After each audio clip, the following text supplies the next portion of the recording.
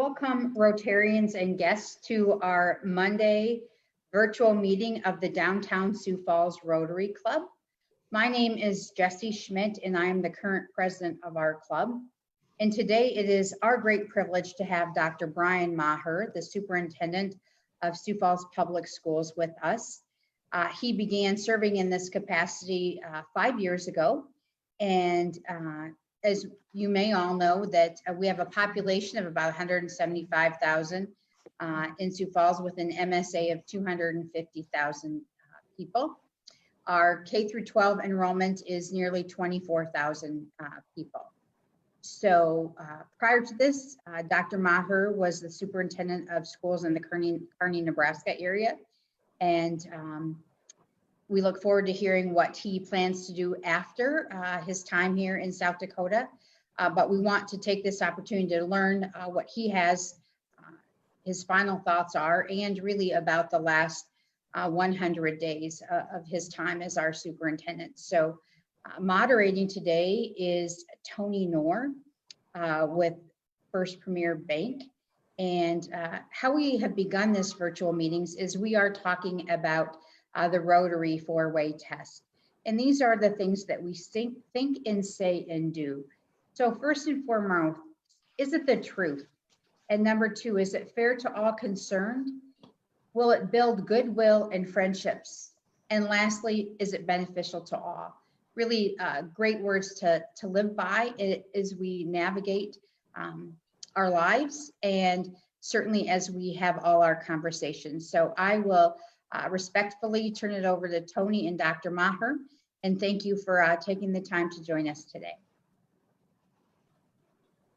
Thank you, President Jessie, and once again, welcome Dr. Brian Maher.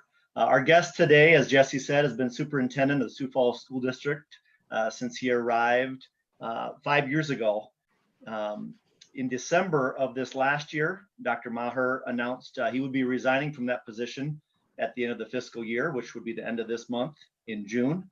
Little did any of us know at the time, but Dr. Maher's final 7 months, that home stretch as superintendent, would be anything but ordinary. We're going to talk about that here today. Before we talk about the last 100 days and look ahead to the future for the district, let's talk about your tenure here with the district, Dr. Maher. I want to rewind to July 2015. At the time, you took over our top leadership position of South Dakota's largest school district. Several realities you inherited at that time were, among others, record-breaking enrollment increases. We had increasing poverty rates, and then some mental health challenges, among other things. Share with us your experience over your time with us. What surprised you, and what are you most proud of? Well, first of all, Tony, thank you for having me on, and President Jessie, thanks so much for the kind introduction. I appreciate it.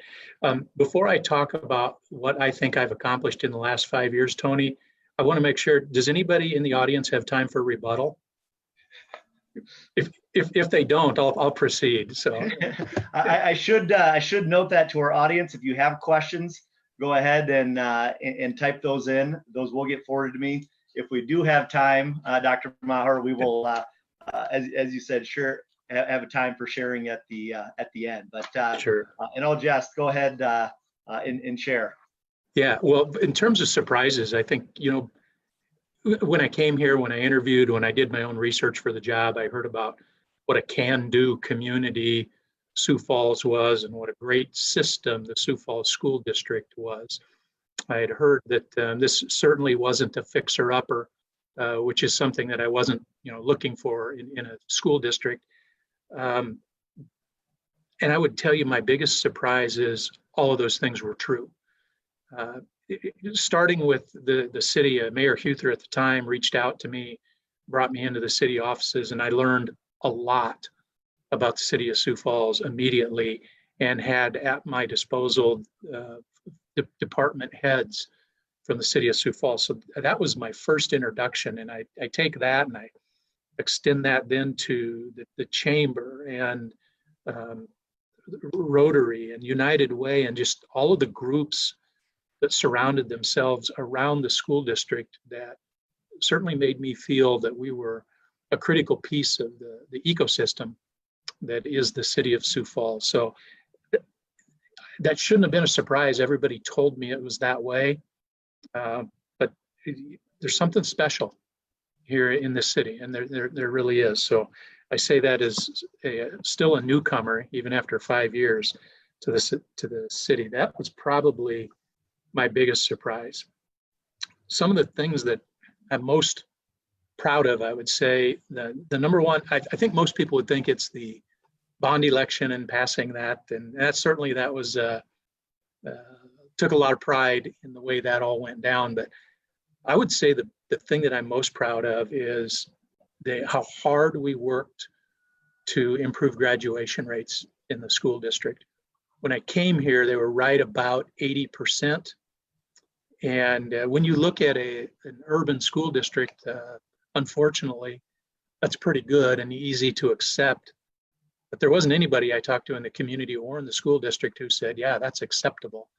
So we had to try to figure out how do we go about changing that. And we've done that. Not only have we improved the number, so that looks good on a bar graph at a chamber meeting, but we've actually improved. The Department of Education has many, many subgroups. So within those subgroups, you have African American students, Hispanic students, Native American students, students who have free and reduced price lunch status, students with disabilities, et cetera, et cetera. And I was most pleased that at the end of the first full year of really addressing this issue, we improved graduation rates, not only in total, but across every subgroup. So to me, that tells me we didn't do it with smoke and mirrors. We also didn't do it by decreasing any sort of graduation standards or any rigor that it takes to get the Sioux Falls School District diploma. And so that also, that to me is something that won't leave when I leave. That's been a transformational change and something that this city and this state will benefit from for a good long time, I believe. So that's probably if I could only pick one, that's the one I would point to the most. Another one would be we developed when I came here. One of the things that was clear to me as I looked at our student population was that it was a diverse group. But when I looked at the folks here in the central office or the folks who are working for the school district, we weren't nearly as diverse as our student population. So we've done several things, and maybe we'll address those later here. But one of the things we did was we developed a cultural response task force. And that task force really has worked to put together a number of things in terms of cultural responsiveness inside of our district. So I'm pleased with the formation of that group. And honestly, I think that's a group that really is in its infancy. And given the issues of the past month, I think that group can be one that's relied on to really help the district move forward with the racial issues that we have as a nation. Yeah, and we will get to that, Dr. Maher, because I do want to spend some time talking about the district's diversity and then also race relations. Thank you for sharing that. And graduation rates, I think myself included, we think about the $190 million bond passage at 85%, and think that would rise to the top, which it's a big deal. But graduation rates is a lasting impact. And thank you for that. And you're absolutely right. Sioux Falls is a special place. Let's move now to the last 100 days. Rewind. So we're at June 15th. Go back even 3 months from now or 100 days, the world is a different place for all of us. Since then, one of the most significant changes for families was how education was delivered. Talk to us about the last several months, what your team has done and what you've seen as a response of the district and the community. Yeah. First thing I would say is never throughout this process did I feel like this was a dilemma that I needed to handle alone. The information I received from Mayor Tinhaken, the response that I got from Governor Nome and her office all helped us feel like, okay, we're in this together. Wrap around the folks we had in the city who reached out in our faith-based community, and we felt like that this is something we could get through, even though it still is today. There's so many areas of uncertainty. One of the things that I think was just impressive as heck was our teachers went home on March 13th, and weren't even sure that we were going to dismiss after the governor's recommendation, but late afternoon on March 13th, we said, yeah, that's the best thing to do. So we closed down for what was 3 days the next week, and then in spring break, and thought we might be open that following Monday, March 23rd, but we weren't. When our teachers went home on March 13th, they didn't return. All of the rest of their instruction was done in a format that they weren't used to. So I think what they did was absolutely impressive, considering that their personal world was disrupted just like all of ours was. And not only was their personal world disrupted, but their professional world was something that most of them had never, ever seen or truly been prepared for. We might have thought we were prepared for that, but we really, really weren't. So teaching isn't as easy as our best teachers make it look like. Teaching is really a lot of work that's centered around planning long before the execution of the lesson. And I think the time and the energy that our teachers put in collectively was truly heroic. I don't think that's an overstatement to say. One of the things that I'm worried about is it wasn't the same. The instruction wasn't the same. I don't think the learning was the same. So I've heard talk about a lost generation here, and I don't think that's going to happen. Number one, I would remind folks that we were 3/4 of the way through the year when we stopped, and I don't believe all instruction was lost in the last quarter. I don't believe that, but I do believe there might be some gaps. So we'll do our best to assess what those gaps were, and I'm hopeful that our teachers will be able to assess that. The other thing, Tony, that I would say I think is going to be a benefit from this is our teachers learned how to teach in a manner that they hadn't had to before.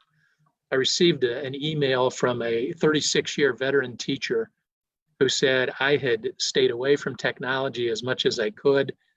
She said, I can't wait to get back in the classroom face-to-face because my day-to-day instruction will change as a result of this. I know I will be more engaging as an instructor because I had to be in this new format. So I think there are some lessons to be learned there on instructional design and instructional delivery from our teachers and everybody in the process there. So I think there are a lot of things to be gained from what we went through. Yeah, like you said, we were all together. We got a couple school-age kids, and our kitchen turned into a classroom overnight. It is quite an effort by teachers to continue to deliver that education. You know, Tony, I'd be remiss too if I didn't jump in there and say there are so many stories of parents. This was truly a partnership, and for kids that didn't have that parental support, I worry most about them. But the disruption that we put on families too, and the need for mom and dad to kick in and teach the Pythagorean theorem was something that was really critical for us. Yeah, you're right. We're going to talk in a little bit here about what we're learning, what that'll look like in the fall. First, though, we have a class that is soon to graduate, the class of 2020. Much has been posted on social media regarding this class. You've been working on a plan to give them or provide them with an in-person graduation ceremony. Talk to us about that and what families can expect here later this month. Yeah, well, it was interesting when we were getting, I don't even remember, probably the first part of April, maybe the end of March, where it became more and more likely that an in-person graduation in the middle of May just wasn't going to present itself as a likelihood. I met with a group. I have a group called a student advisory group that has student representatives from each of the high schools. And I said, hey, if we can't have that face-to-face, what do you want this to look like? And so we had a great conversation of about an hour.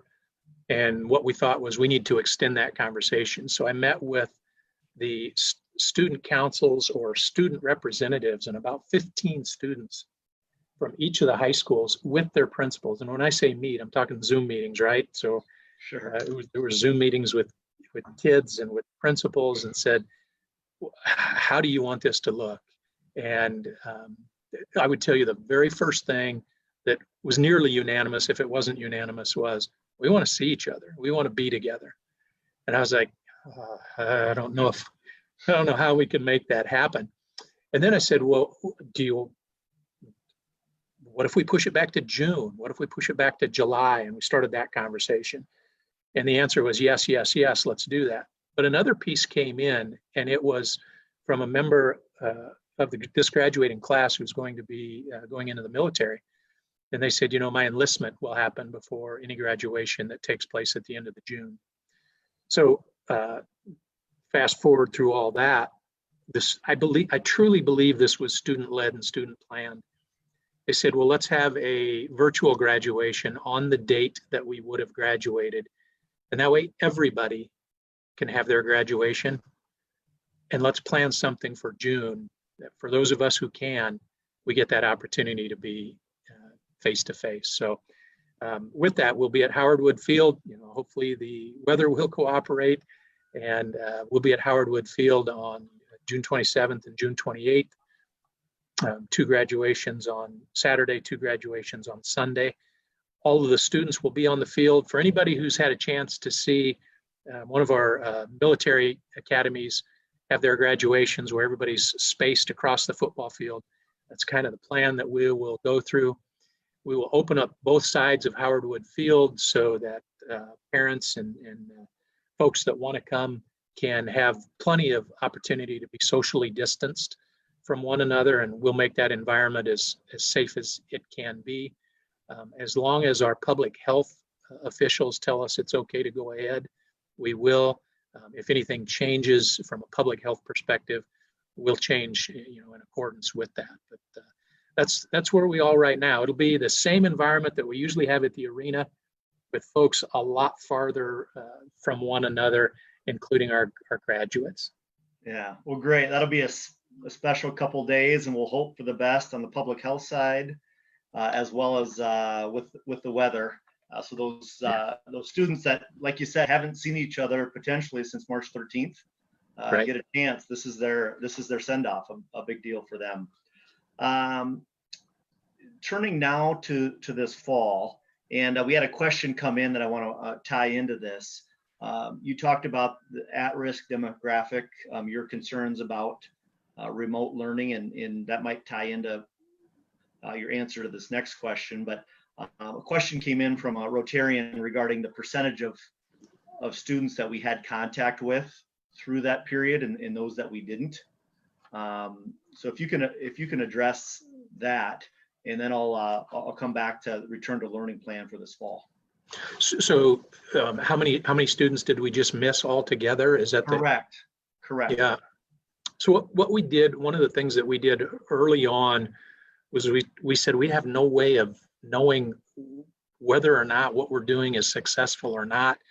And I don't want to wait 10 years to see what assessment results look like to just guess that we're doing something. So let's put some metric together that says students are engaging or not engaging. Now, it was a fairly low bar, but we didn't know how else to determine that right off. So what we determined engagement was students logging on to meet with their instructor, or picking up and returning assignments. So we could gauge engagement by using that metric.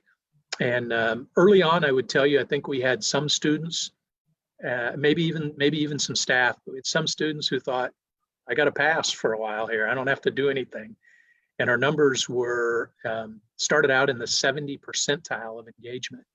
And that was unacceptable. So we made sure we cranked up the heat a little bit, and quite frankly, took a little heat for it, because we said, you don't get a free pass on this. If you don't do anything, your grade will reflect that you didn't do anything, and you'll have a chance for recovery. But in the absence of recovery, it'll be a failing grade. And we got some pushback on that. We said, it's a low bar. We just need students to log in to be engaged in the process.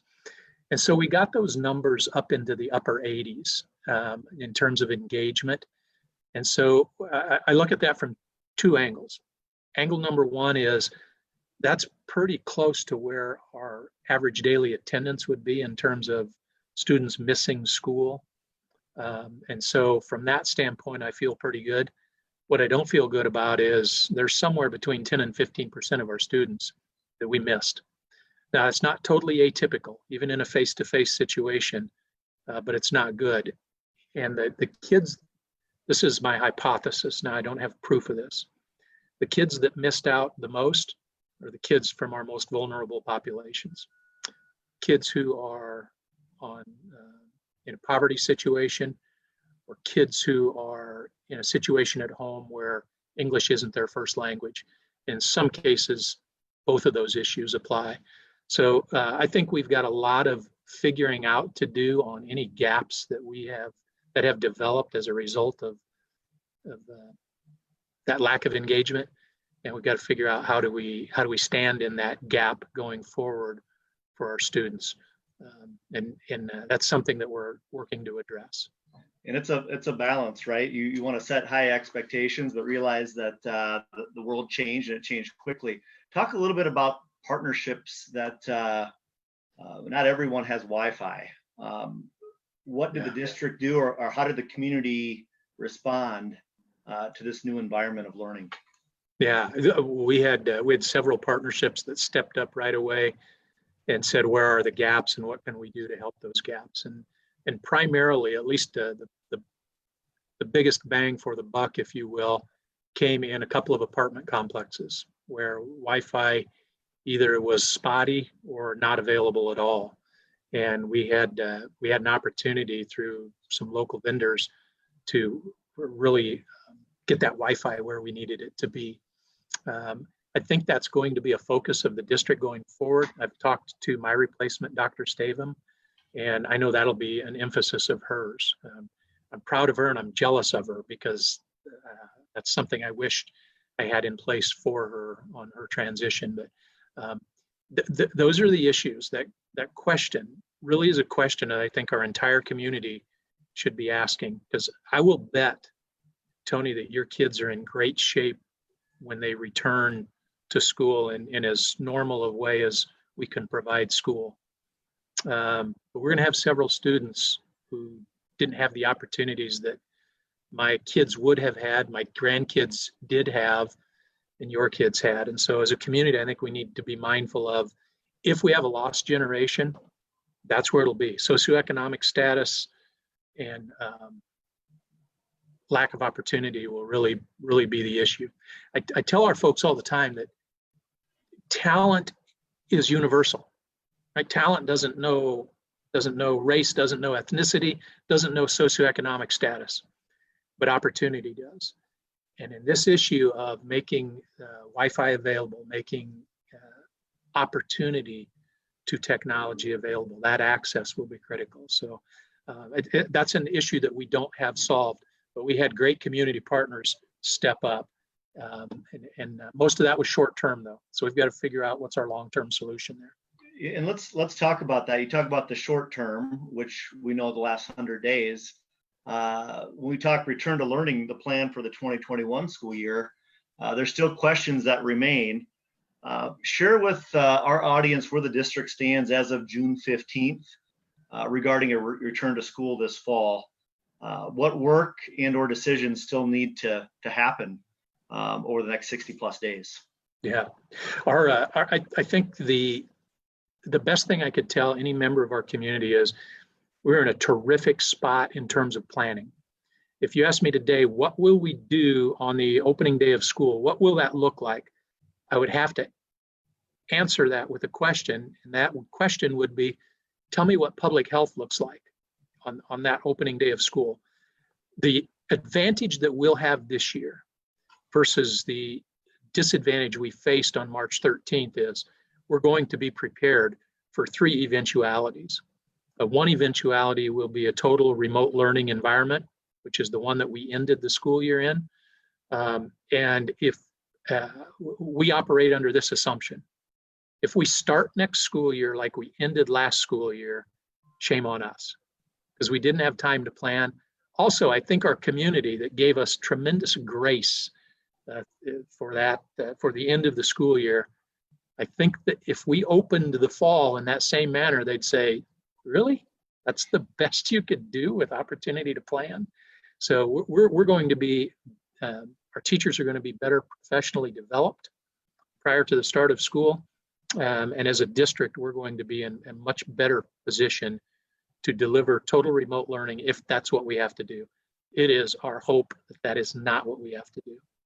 On the other end of things, if we return to school as normal, and I'll put air quotes around normal simply because it just won't be the same as it's been, we're going to be prepared for that as well. We're going to be prepared for the social distancing. We're going to be prepared for what lunch looks like.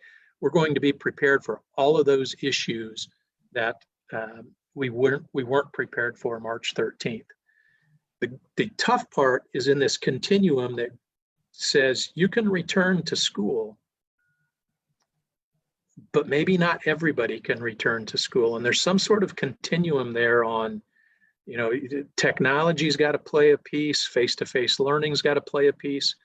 And what does that look like? And how can we continue instruction? What does that continuity of instruction look like if we get another spike in the virus?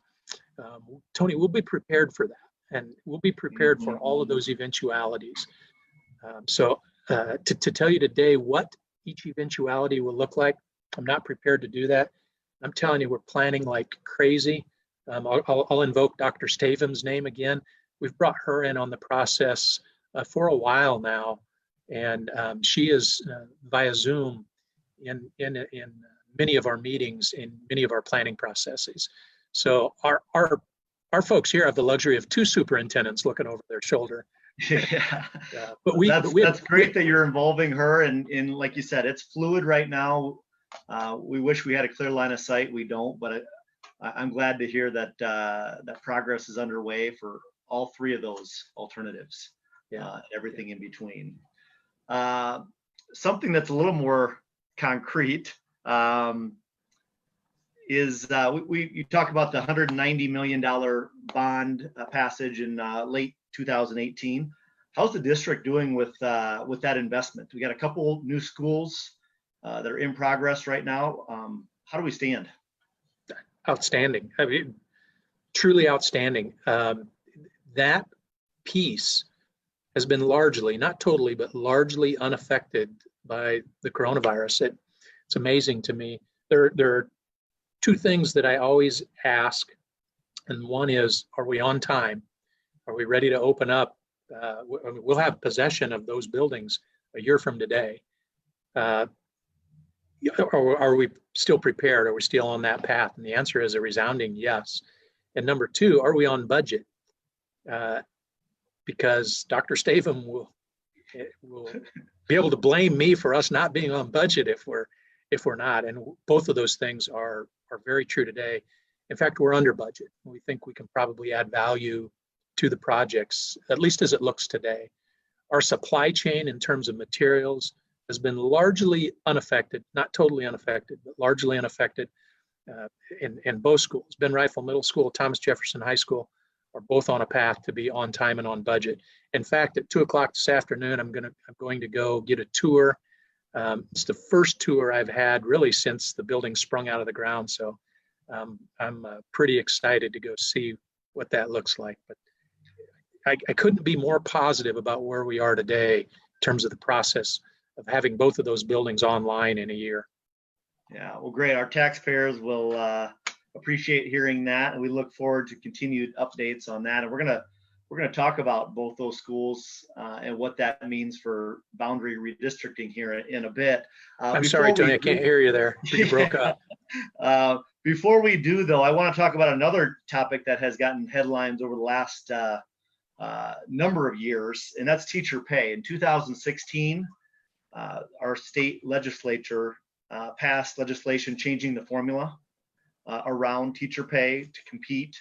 It was no secret that we were down towards the bottom of the list, and we don't like being at the bottom of any list, but we were. Can you share with our Rotarians and audience the progress we've made to date, and then what you expect heading into this next year? Yeah. Tony, I started in July of 2015. In my first week on the job, I went to the Blue Ribbon Task Force meeting as a member of the Blue Ribbon Task Force. I didn't even know the Sioux Falls School District, let alone the state of South Dakota. So I'm still appreciative today of Governor Dugard and his appointment of me to that task force, because it was crucial for my own development in the position that I'm in. But I would contend that while the process of the half-cent sales tax and improving the teacher pay over time has not been perfect, because we've had to make other decisions as a state and haven't seen the gains that we'd like to make, it's still a positive trajectory. We are there are some thresholds that were put in place by the legislature to make sure that, number one, the money went towards teacher salaries, and number two, that we were meeting benchmarks in terms of where that was getting us. We have improved. We've improved nationally, and we've improved in our ability to compete, but we're not there yet. And I'm worried. I'm worried because the economy is in a tough spot, and I'm really worried for next year, not for this coming year. We're still planning on the 2%, and our teachers are going to realize that 2% increase this year. I'm thankful for that, because a month or so ago, I wasn't sure that was going to even happen. But a year from now, I'm really nervous about what happens. And competing for teachers, at least regionally, is a real thing. When you can look not very far and go into Minnesota, you can look not very far and go into Iowa, you can look not very far and go into Nebraska, and have a better compensation. We're kidding ourselves if we think that doesn't appeal to people. We're lucky in Sioux Falls in that we have the draw of the city, so that benefits us. But as a state, we've got to make sure that we don't begin to lose ground on that issue. It was really foresighted by Governor Dugard and his administration. The legislative support was tremendous. I'm worried that we'll backtrack, and that isn't me lobbying for anything other than, as a state, we need to stay on top of that issue. Yeah, it's a big deal for us. It was then, it is now, and like you said, we got word that we'll get that raise for this coming year, but there's questions that remain, and a lot of that will be determined on state revenues and budget. So something to keep an eye on. All right, we're gonna turn now to something that is got the attention of folks throughout our community, and that's redistricting. Tony, I'm sorry, I've got to run. You only got 2 weeks left, Dr. Maher, so we appreciate you getting us across the finish line here. I want to talk boundary lines, and simply the mention of this topic can evoke an emotional response. We talked about the construction of Jefferson High earlier. We talked about Ben Rifle Middle School on the southeast side. So this was inevitable. We knew it had to happen. We haven't gone through this as a community for over 25 years.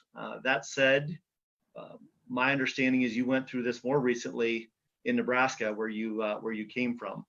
How did that experience at that point help us as a district in navigating the effort this time around? And then talk to us about the process and where things stand here. We're a week away from the vote. That's going to have ramifications throughout our community. Yeah, and yep, and I didn't mean to make light of it, because I know this is a serious issue and it impacts a lot of families. This impacts students, but this impacts families, and so I know it's an emotional topic.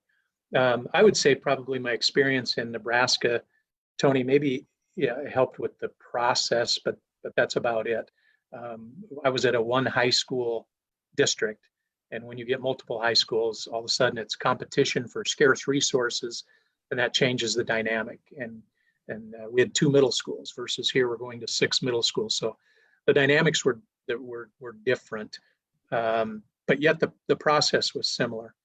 I've seen some of the comments about the process and the thought process, even now that this is in the hands of our Board of Education. The first thing that I'd really like to say is I see firsthand the struggles. There are individual members of our board who aren't, folks seeking higher political office. They're your friends and your neighbors trying to do what's right for our city. They really are. And they're agonizing over this. I think that there's no other way to put it. There's also no solution that they can vote for that is perfect. And so they're in a tough spot. Now, they ran for office, they got elected, so they in many ways signed up for this. But I know their hearts are pure. I know they're looking at the data. So much so that they're wondering what to do. Just on Friday, they decided let's have a work session on Wednesday of this week that was never planned. And let's at least look at the options that have been presented to us. They're looking at everything. The process has been a semester's worth of work from the staff looking at different options, to 3 meetings of a task force, to then 5 meetings that ended up being Zoom meetings for community engagement. We've got wonderful participation in those meetings. I was really nervous about would we get any meaningful feedback there, and we did. Culminated with another task force meeting. We had a Board of Education work session. We had a Board of Education meeting, and now we're going to have another work session. Quite frankly, it's probably time to make a decision. And our board will do that after the work session this Wednesday, and then they'll make that decision next Monday night. There's always emotion and pain when a change like this comes along. A year from now, 2 years from now, 3 years from now, as a community, we'll look back and it'll just be how we do business. But in the short term, there will be some pain, and I just don't know any way around that.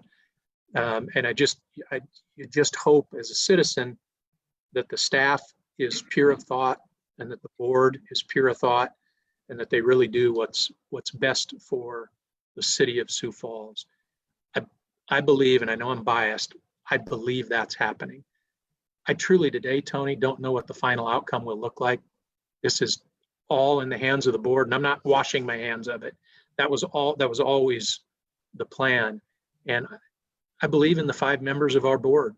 I really do. They're good people, and they want what's best for the city. I believe that to my very core. I believe that. Yeah, thank you for sharing that. The west side of Sioux Falls, where the new high school is going, is where a lot of the conversation is at. But there's ramifications across the board with regard to different programs and where they might be. Talk to us a little bit about, we got a press release on Friday for the working meeting that you mentioned this Wednesday. Yep. Help us understand that. We're down to 7 days left until the final vote. Maybe talk to us about that, the struggle that the board is going through and what they're looking at. Yeah, so last Monday night was the regular meeting of the Board of Education, and they did more than I had anticipated they would do that night by taking some straw votes on and saying this is where we're headed. And they got a little bit of feedback between Monday and Thursday. And so the board leadership got together and said, maybe we should look at a couple of other items here. And they wanted to be transparent about it and not do everything behind closed doors, and said, if we're going to talk about this, let's do it in open session. So let's put a work session together Wednesday, 48 hours from now, or 52 hours from now, or whatever that is. And they wanted to do it at night, 5:30, to give people an opportunity to see the meeting if they want to watch it, or be at the meeting if they want to be here at the Instructional Planning Center. And yeah, I've seen all sorts of reasons as to why they came together. I was there and listened. Their thoughts are pure on that, and it's let's look at this one more time. Let's have the community involved, and let's be prepared to make a final vote on June 22nd. So June 22nd, not everybody will be happy, but I can tell you that on June 22nd, I'm going to be very proud of our board, regardless of how they vote, because they've done it the right way, and they're getting criticized. That just comes with the office that they hold.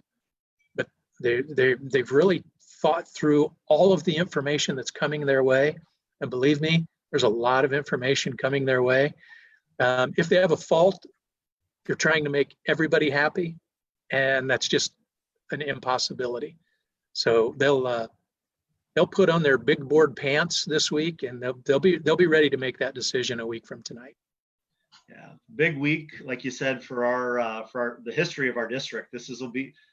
We may not go through this again for a couple more decades. It's hard to say, but I'm glad to hear they're going to take some final input, and that's, you said 5:30 Wednesday at the IPC.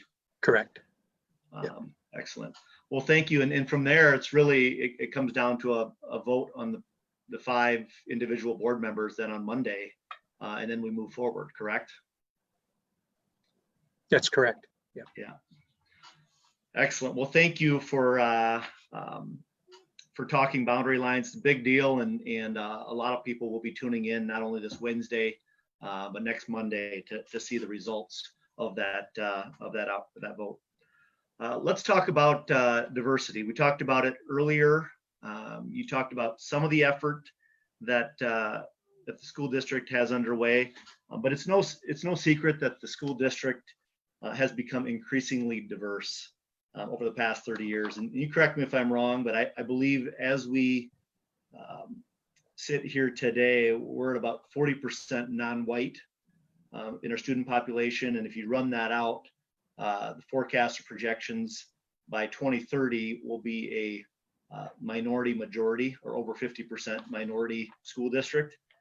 Talk a little bit about the representation of the teachers versus the students that they're teaching, and then also talk about what our district is doing to embrace this changing landscape, and what opportunities that presents us as a community.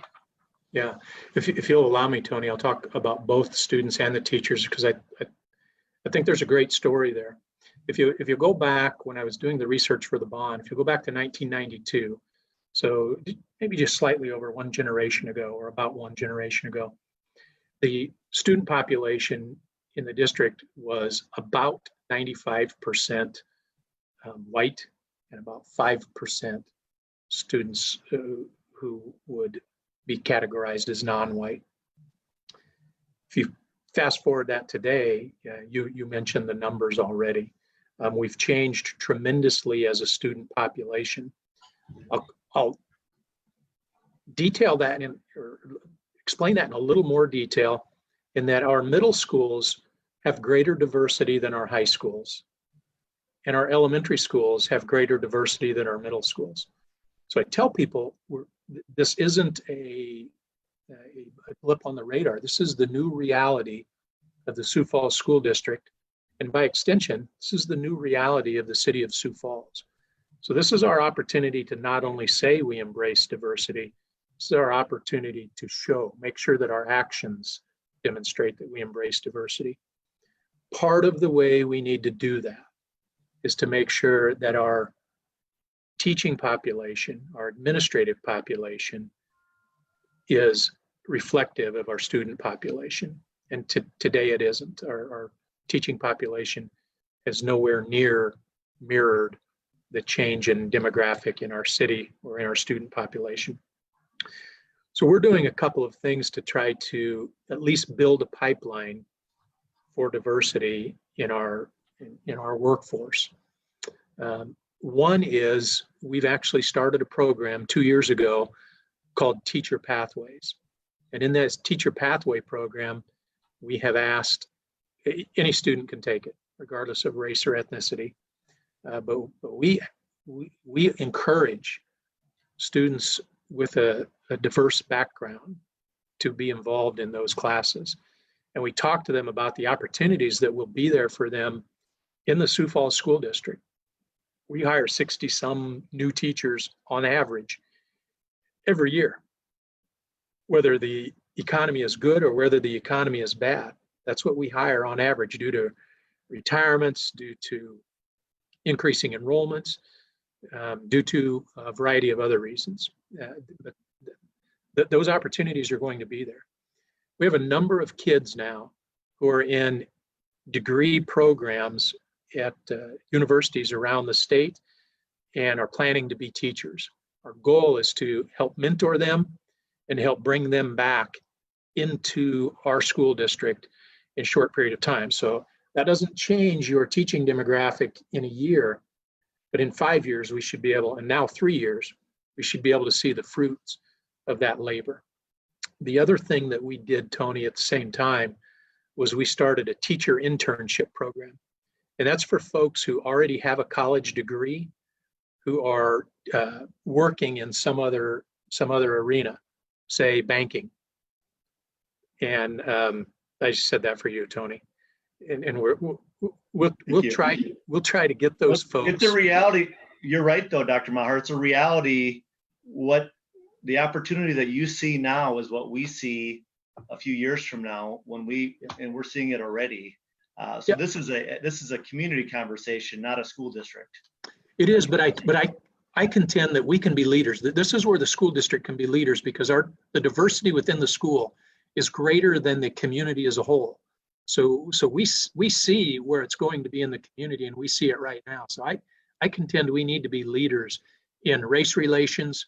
We need to be leaders in opportunity, and we need to be leaders in recognizing the talent that exists in all races and all ethnicities. And that's our goal as a district.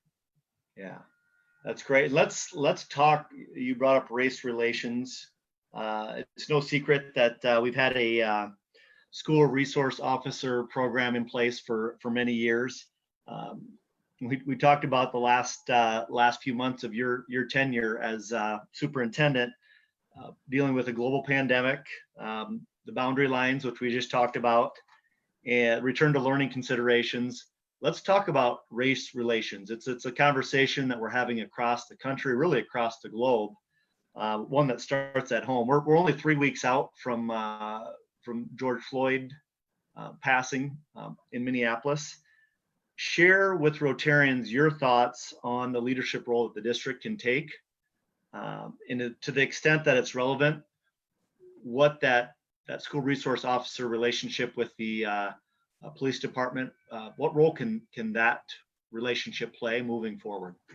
Yeah, first of all, that's incredibly relevant. So I will get to that. I would hearken back to one of the things that I mentioned earlier, and that was our cultural response team. And I think that's a team that we need to really embrace and invigorate. I thought we were doing a good job, but I think the conversations need to be more frequent, more inclusive, and more community-based than what they are. That's not to diminish the efforts of that group over time. I'm a part of that group, but I think we can and should do more. I talked to Dr. Stavum Friday night. We had a conversation Friday night, which number one probably leads you to believe that neither one of us have a life. But number two, that was a big piece of it. And she asked me, what do you think we could do? And I said, in some ways, I think we could put together a unity council, for lack of a better term. And we could do that at the student level. We could do it at the staff level. We could do it at the community level. And I don't mean to put any of this on Dr. Stavum, and I wouldn't have brought it up if we didn't have the conversation. She's not going to have to take my ideas. She's going to have ideas of her own. And I know that she's going to address that issue head on. She has the talent, the courage to do so. So I'm convinced that she will. The other thing that I would say is that the district, I know for 5 years, likely long before I got here, and certainly long after I leave, will be instrumental in that conversation. And I don't believe we'll ever back away from our role in that conversation. I think we need to look at what our role is, and we need to expand our influence and expand our ability to listen, learn, and teach within that context. I'll shift to the school resource officer position. Some people see that as having a police officer in our schools, which is accurate. But to me, it's having a relationship builder in our schools. Our kids aren't afraid of Jason Leach, Sergeant Leach, because they've seen him in our schools for years and years and years.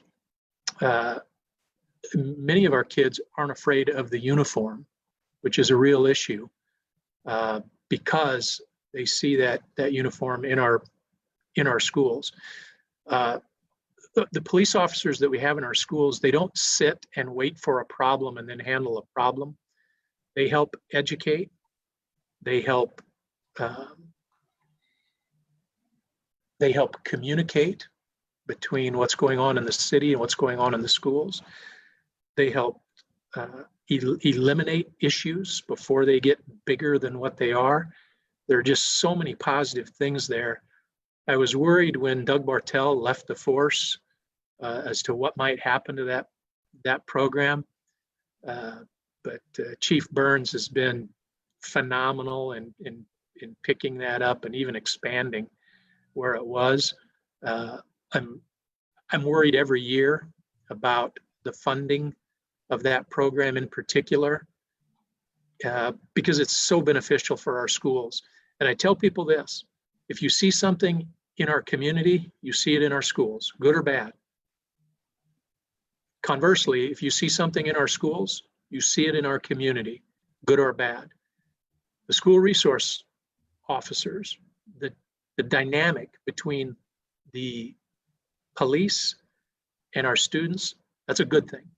And I would hate to take away, there's no way to quantify how good that program is, but I would just stake my professional reputation on that. To do away with that would create problems we don't even understand today. Thank you for sharing that. And we'll have conversations with Dr. Stavum as she arrives in Sioux Falls. It's something everyone's talking about, Rotarians included.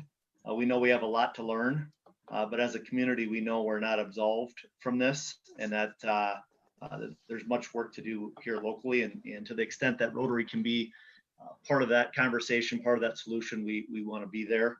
And you may be aware, we are involved with Sioux 52 Mentoring Initiative, which is a big deal, and I believe ties in to this conversation very well. Let's, you've brought up Dr. Jane Stavum a couple times. Talk to us about that transition and share, you've known her more than just recently. Talk about that handing off the baton here in a couple weeks, and where you sit with that. Yeah, I've known Dr. Stavum for, I'm guessing, 20 plus years. She's a small town Nebraska girl, and I'm a small town Nebraska guy, and our paths crossed when she was a principal in Columbus, Nebraska, and we've stayed in touch all that time. The district is getting absolute champion for education, somebody that will understand the Midwest, and somebody a whole lot smarter than their current superintendent. She'll be outstanding. We not only won't skip a beat as a school district, we'll be better because Dr. Stavum sits in this chair. She's that good. She will be a talent that you'll all be proud of. I'm proud of her. The passing of the baton, as you said that, this vision went through my mind. If you've ever been to a track meet and you've seen a relay race where they truly are handing the baton, there's the person carrying it who reaches out, and the person who's going to receive it, who reaches back. And for a short period of time, both parties have a hand on that baton. That's where we are today, with my grip loosening and her grip getting more firm. I didn't think of that until just now, Tony, when you said that, but that's truly where we are. She's in many of the meetings with me and our senior leadership team via Skype. She is in communication, I know, with Board President Mickelson with great frequency, and she's going to be ready to hit the ground running. She's a great planner, and I can't say enough about how well she'll do. I fear how I will look by comparison, but she will be very, very good for the city. She'll be a great citizen of the city, and she'll be a great steward of this seat that I've had the honor of sitting in for the last 5 years. Well, thank you for sharing that. We're excited to welcome her to our community. And we're grateful for your service and helping us continue on as a district and as a community. Talk to us about what are the greatest opportunities for the district moving forward, and what will you miss the most? Yeah, well, I wouldn't have known this a month ago, but I think race relations is a real opportunity right now for us to help the city and for us to help educate kids. And I'm not here to tell you what that should look like. I just think that's a real opportunity. I think graduation rates, we need to continue to figure out where that heads.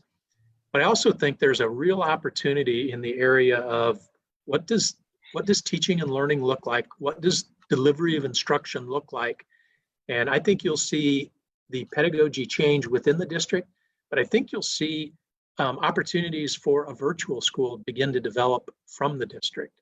I think that's just exciting as heck, and there's some real opportunities. Dr. Staven, I will have left her some real low-hanging fruit. That's great. She'll pick it up. Yeah, that is great to hear. Dr. Maher, we have a lot of sports fans in our audience amongst our Rotarians, and for those of us that follow football, we've been watching your son kick field goals and extra points, either for the Huskers or for the Cowboys, much of the last decade. Can you give us an update on Brett? Yeah. First of all, it's his anniversary today. That's congratulations. Yeah, I actually, he called me this morning. We talked for a brief period of time, and he reminded me of that. So I will definitely reach out to his wife and thank her for taking him off of our hands. To think that Brett is still playing football at the age of 30 is beyond my wildest dreams, but not beyond his wildest dreams. He is incredibly driven. We're very proud of him and our daughters. And Brett, for those of you that don't know, he signed with the New York Jets on New Year's Eve. I was telling somebody that a couple of weeks ago, and they said, "Why didn't I know that?" I said, "Because it's not the Cowboys." Around here, if it's the Vikings, you know it. Around the whole nation, if it's the Cowboys, and you have any interest at all, you know it. But not so much about the Jets. But he's excited to still have an opportunity to play in the NFL. We're excited to have an opportunity to continue to watch and appreciate it. And he's in a tough spot that doesn't always end well. But his time in Dallas for me was a special time. And all the way down to in Chicago, his last game before he got cut, his last game was in Chicago. It was a Thursday night game, and Peg and I were there. My wife and I were there. And after the game, I might have got the biggest hug I ever got from him. And it just reminded me as a parent, he didn't need me when he hit the 63-yard field goal against the Philadelphia Eagles. Everybody loved him then. He needed me when he missed a 42-yard field goal against the Chicago Bears. And that, as a parent, that's when you're needed. It was just, even when your kids are 30. And so it was an awesome experience that I'll always enjoy, knowing that he was probably going to get cut after that game. And he did. Ironically, the day that I chose to announce my resignation was the day he got cut by the Cowboys. I thought that was incredibly insensitive of them to cut him on the day that I resigned. Right, right. How dare they? Speaking of that, and we'll be cheering for him as he he works towards that job with the Jets, you're going to have a little more time potentially to make it to his games. What's next for you? You have you're a grandfather. Yep, I have grandfather. When I interviewed for this job, I had one grandchild. Today I have 5. I have a 6th on the way. Certainly we're incredibly excited about that. My wife is in North Carolina with my daughter and one of our grandchildren right now. Tony, for me, I know education. That's really all I know. And I will be doing something. Hopefully I'll be able to make that announcement by the end of the week. I'll be doing something in education. And I'm not sure my days of taking it easy are on me yet. I was really careful to announce my resignation and not my retirement. So my motor's still good. I'm still excited to work. Yeah, well, we wish you the best in your next chapter, and can tell you have a lot of energy, and we'll be watching for that announcement later this week. But I just want to thank you for your service and leadership to our community and to our district over the last 5 years. You've left us, in a stronger place than how you found us in July of 2015. So I just speak for Rotarians when I say we wish you and Peg the best in this next chapter of your lives, and express gratitude for the role that you've played in our community here over the last 5 years, and would welcome you back, whether you move on to another community or you stay right here. You're always welcome at Downtown Rotary and throughout our community, and we wish you nothing but the best for you and your family. So God bless. Tony, thank you. It's truly been an honor and an absolute privilege to sit in this seat. Thank you. And thank you.